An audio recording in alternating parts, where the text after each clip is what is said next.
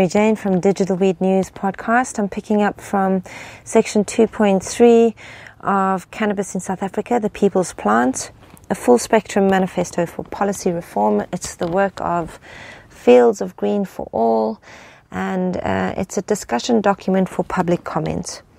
Go to fieldsofgreenforall.org.za to get your own copy. There's a lot of diagrams, illustrations, and tables that help to reinforce all of this. And the more we know, the better we can get what we want.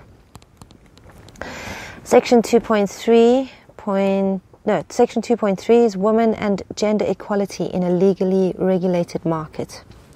Achieving gender equality and the empowerment of women is a major challenge in our country and is a condition of any modern sustainable society.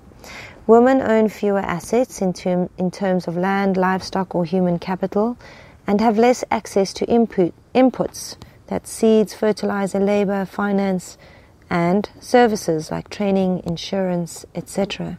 than men. To further complicate things, equal access to resources does not guarantee equal returns for women farmers. Research has shown that empowering women can lead to improvements in their status both inside and outside the household, including greater control over household resources, better mental health, reduced time constraints, and increased access to financial services, healthcare, skills development, income earning opportunities, information about markets, and legal rights, all of which may in turn positively impact agriculture, productivity, nutrition, and food security. Then there's also 2.4, recognition of a differentiation of medical and adult uses. Just to recap you, this is all based on the section 2, which is about leaving no one behind. So 2.4 is the recognition of differentiation of medical and adult uses.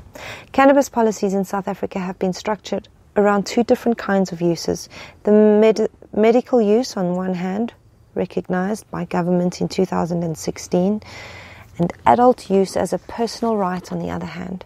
Future cannabis regulations must acknowledge the intersection of the two and acknowledge the urgent need for education and training across the board.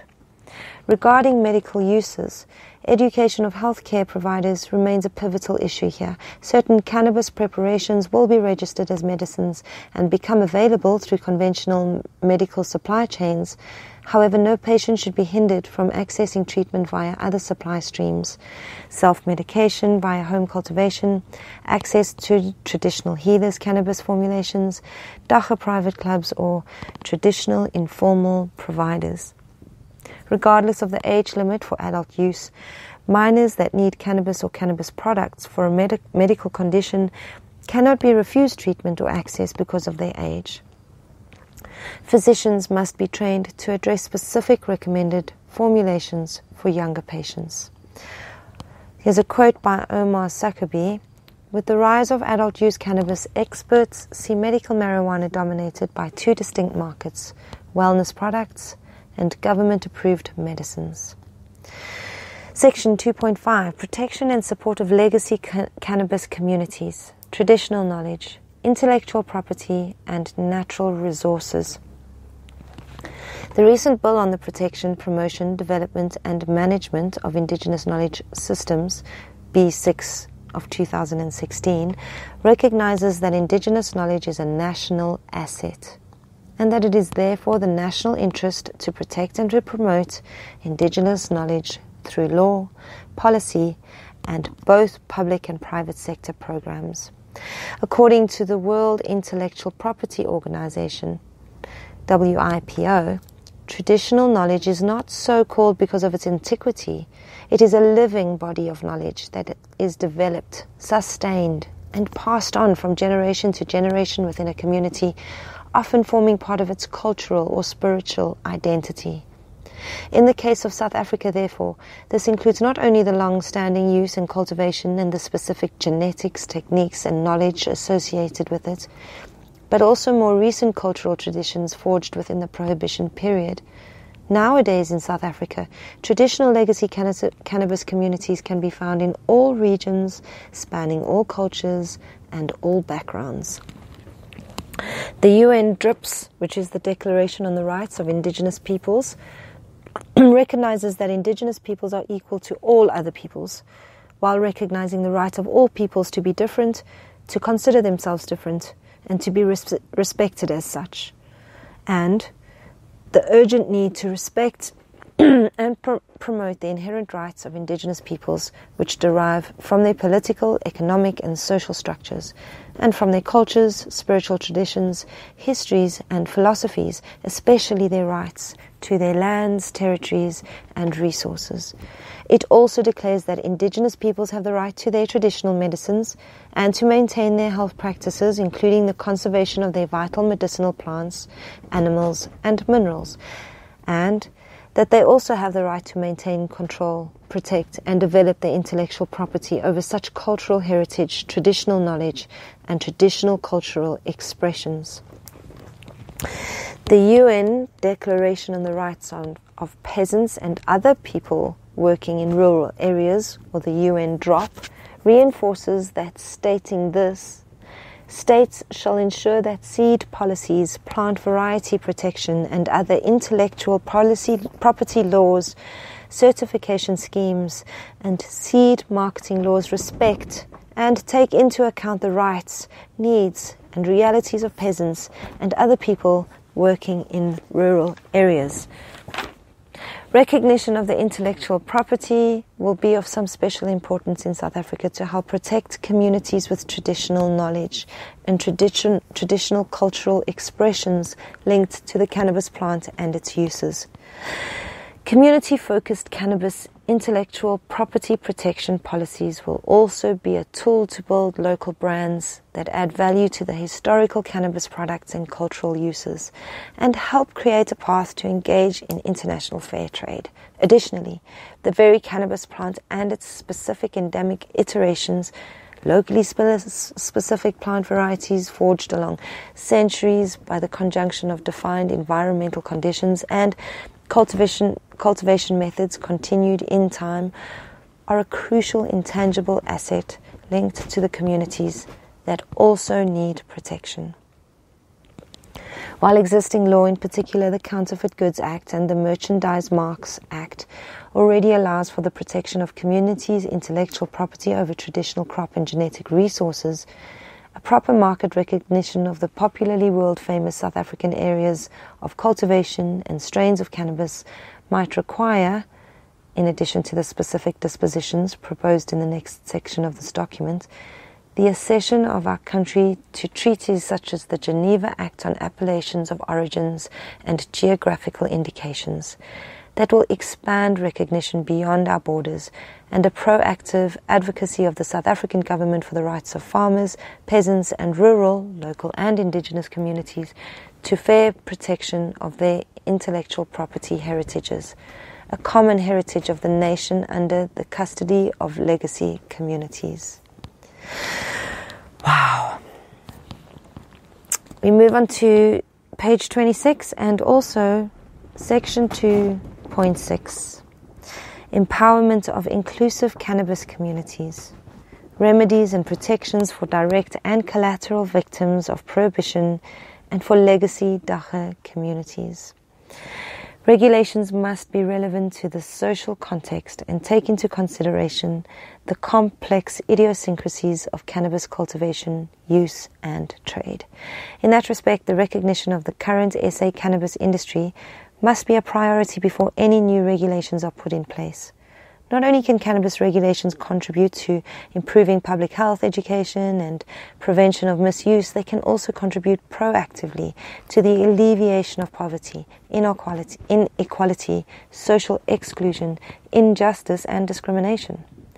The cannabis value chain should be accessible to all without limitation, except with regard to registered medicines that make a specific claim for efficacy. In addition to reducing the harms of prohibition, evidence-based regulations can create social and economic opportunities and benefits for the most vulnerable populations, for the victims of state-led violations of human rights in the prohibition era, and for people with traditional knowledge of cannabis. To ensure inclusivity, a soft transitioning from the unregulated market to a regulated industry, several principles should prevail. One is the ultimate aim of sustainable regulation should be to mitigate the needs for anyone to operate outside the law, and this is achieved by making regulations and training in best practice accessible to all, and by planning incentives for the poorest. Also, avoiding licenses. The regulations implemented must not be structured around a licensing system where any individual, organization or government body has the right to grant or deny the said license. This is a serious and contentious issue which must be given consideration by legislators to avoid a cut-and-paste licensing system from overseas. Citizens who have been persecuted by cannabis prohibition are very aware of the corruption potential of licenses and will fight for the introduction of a more equitable system. Licensing is only applicable for the production of registered medicines. Okay, so another principle that should prevail is allowing the public the choice between products with guaranteed quality through appropriate standard processes and traditional products which have been grown legally but not subject to strict and costly regulations. The legal principle of volente non fit injura, which is Latin for to a willing person injury is not done, can be applied here. Another principle is planning a progressive and flexible implementation of the policies and procedures set up so that they can be adapted or changed according to their performance in reality. The legal system must have the capacity to evolve to respond to new information and changing circumstances. Systems for monitoring and evaluation are essential from the outset in order that regulations keep up with the technological change and external innovation. Then the managing the links between the producers and the rest of the supply chain, and an awareness of the risks of over-commercialization and maintaining entrepreneur-based regulations. This includes a very strong drive for inclusivity and empowerment for previously disadvantaged communities. Incorporating self-regulations wherever possible is also necessary. We understand the conflict between control and self-regulation, and that is why it is important to make this point. Excuse me. And lastly, an incremental approach to implementing regulations aimed at gradually increasing standards and quality rather than imposing high standards from the beginning. One of the core principles of South African regulation model must be that nobody is left behind. No person will be excluded from the new cannabis economy by virtue of the fact that he or she has, for instance, a criminal record or a previous cannabis-related offense. This implies to recognize that previous laws and policies massively violated the rights of citizens and enact retroactive measures in order to provide remedy and reparations for the victims of these violations. It's further explored in section 3.1. We'll pick up at section 3, which is a full spectrum model for cannabis regulation. The good stuff. It's what you want to hear if you're a lawmaker, a legislator, a policy reform influencer. I don't know, if you're in government or in law and you believe that laws of South Africa should be based in proper evidence and for the people, then please like and share this and share with those who are not cannabis culture, who don't smoke weed, who don't ever get stoned, and don't care about whether cannabis is legalized or not, because no one should get left behind. I'm Mary Jane from the DWNews podcast. We are doing another episode soon because it seems like this manifesto read is going to take quite a long time, and in the interim there's some exciting news about cannabis in South Africa. Go and have a look at our DWNews Facebook page. That's where I'm more conversational, and sign up for the Green Network at the Fields of Green for All and support cannabis culture activism in South Africa. We'll see you next time.